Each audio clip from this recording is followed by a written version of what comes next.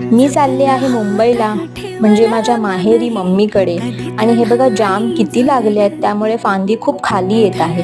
मग आता थोडे विचार केला जाम काढून घेऊन जावे, आईसाठी काहीतरी न्यायला हवं ना खायला. आणि हे खायला खूप छान लागतात जाम आणि किती मोठे टमटमीत झाले आहेत. म्हटलं चहाची पात कट करते तर चहाची पात पण नेऊया. चहात टाकल्यावरती खूप छान त्याची चव येते, माझ्या आईला खूप आवडते.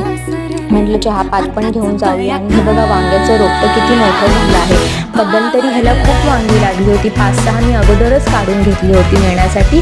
आणि ही छोटी छोटी फुलं लागली, छोटी वांगी अजून आहेत म्हणून मी काही वांगं काढलं नाही आहे, त्यामुळे तसेच ठेवलं आहे मी ते.